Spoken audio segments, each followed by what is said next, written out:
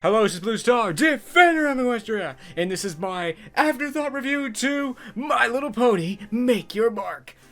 Roar! And welcome once again to the cockpit of my lovely spaceship, the Morning Star. Oh my gosh, they fixed the lighthouse! Yay! Oh boy, did they fix the lighthouse, so yes! Not only did they fix it, but they've made it into something cool and amazing. Yes! And so overall, I mean, after watching this a few more times, it's like, I have to say that, yeah, it's not great, but it's not awful either, which I think is sort of what Dr. Wolf was trying to get at. But in some ways, I'm kind of disappointed by Dr. Wolf's review, but at the same time, I understand, because he's basically saying, like, what is this? You know, you could basically watch this once and forget it. It's like, aww. I must admit, I sort of agree with that. I think me and Dr. Wolf would probably agree on one thing, is that the things that are going in and around the story are more interesting than the main story itself, because I have to sort of agree that, yeah, it's kind of predictable, but there's two reasons for this, because A, it's a kid's show, and we pretty much know what's going to happen. Yeah, like, Zip is not going to leave, because you just got here, you can't leave now. It's also because we're bronies. We know the way that this world works. We know friendship is magic. I can't help but think that if Blue Star was a real character and was here, he'd be able to help out immensely just by simply explaining to them, friendship is magic. When the ponies are working together and being friends, things are good. When the ponies are being divisive and fighting with each other, things are bad. Friendship is magic. Friendship drives this world. So when ponies are not being friends, things are really bad. It may be predictable to us, especially as adults and bronies. I do have to say, I don't necessarily like this story because the main five are, well, not being very supportive here, and, you know, they have a very Lesson Zero kind of vibe going on, where in Lesson Zero, Twilight's friends basically think that she's getting all upset over nothing, which to some degree she is, so they're trying to just calm her down, but that doesn't work, and then they just say, oh, well, Twilight's just being Twilight, that's just too bad, and, you know, they should have gone off and, you know, tried to help her, and that was really the lesson they had to learn. And in some ways, that was kind of the lesson that the main five have to learn, but it's almost the opposite in that there really is something going on, but the main five don't think that there is a problem, therefore they're trying to cheer her up and convince her that, oh, there's no problem here, just chill. And that was the thing, is I liked the song. Under other circumstances, that song might have actually been nice, but here it's kind of bad, and I like that it's another case of My Little Pony being very self-aware.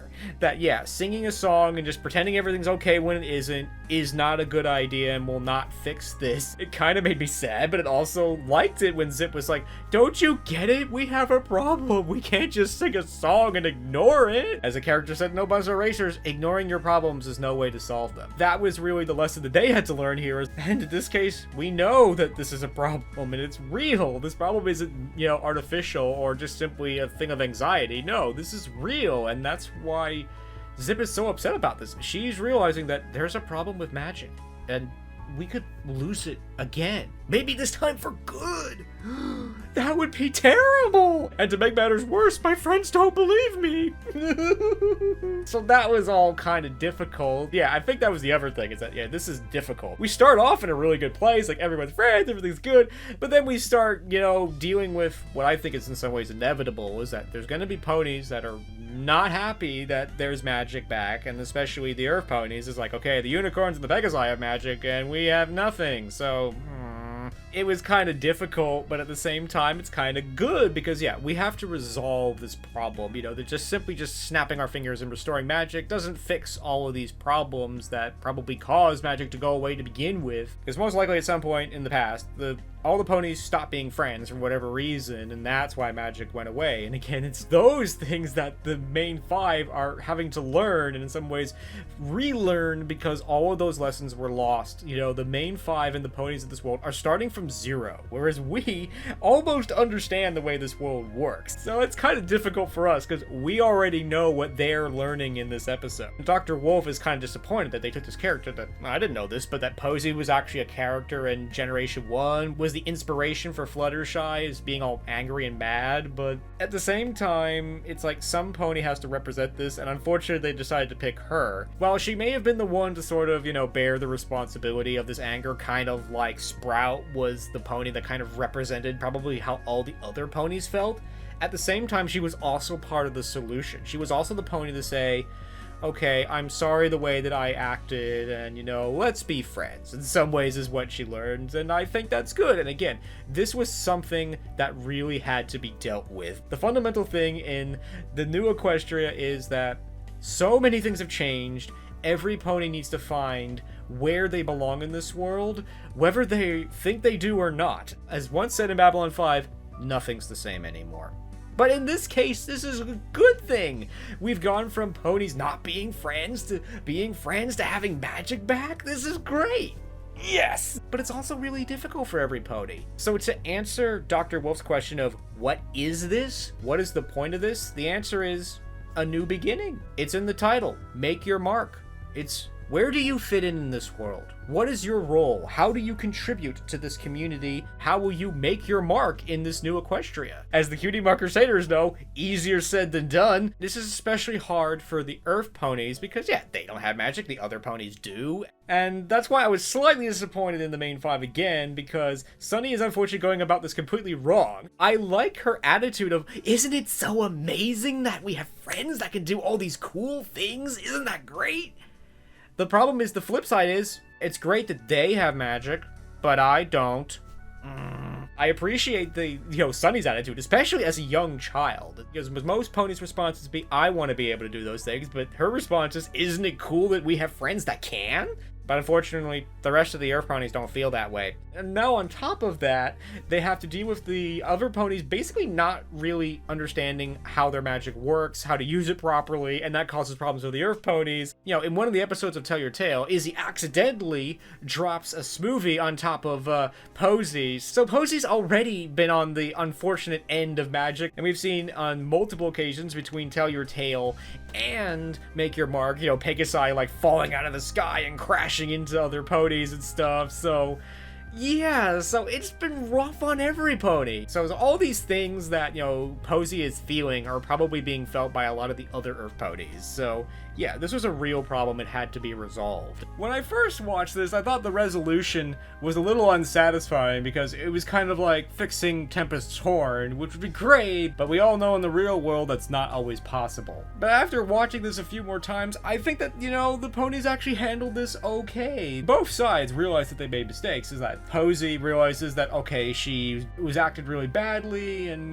let things go too far. And the main 5 realize that they've essentially been excluding the Earth ponies. And again, while I love Sunny's attitude of, isn't it cool to have friends that have magic? She's probably realized that, just trying to show off how cool magic is made the Earth ponies who don't have magic feel even more excluded, especially after the other ponies took over what was essentially an Earth pony holiday, because that made them felt even more, excluded and left out. And the solution at the end, I thought was actually good, is that it's not about magic or no magic, it's about that they were feeling excluded and left out. So the solution was, okay, let's include them. Like when Posy says, would you sing that new song for us? Pep basically says, only if you sing it with me, and I think that was good. Yeah, so instead of just simply singing this brand new song that makes the other Earth ponies feel excluded, here, I'm gonna sing this new song and I want you to actually be a part of it and sing it with me. So definitely, right attitude,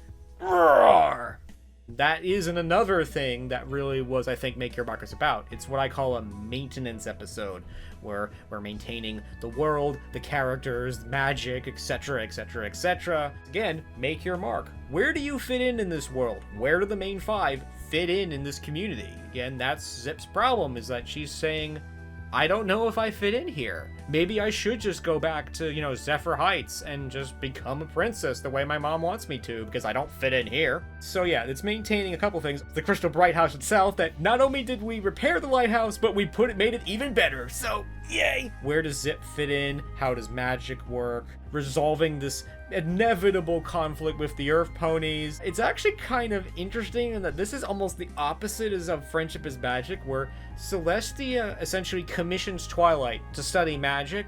Here, her mom is essentially saying you have to come back and become a princess, but Zip is saying, no, not just yet. I have to understand in some ways myself, where do I fit in here, and also magic and how does it work. So, So yeah, instead of the queen commissioning her, Zip is commissioning herself to study magic, which I thought was kind of interesting thought. And that's the other thing that's kind of disappointing, is that she's commissioning herself to study magic, not necessarily friendship. But the good news is that we know friendship is magic, so she's eventually going to learn that friendship is magic. So by extension, by studying magic, she's eventually going to learn about friendship. So that's going to be cool.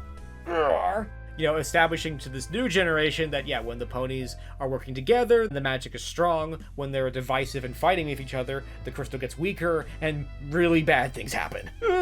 There's gonna be so many focus on videos on this one because so much has happened. It's definitely, it's like, that's new. Obviously, the ponies have been divisive before, but it hasn't resulted in a void opening up in town when 2 ponies falling into it. No!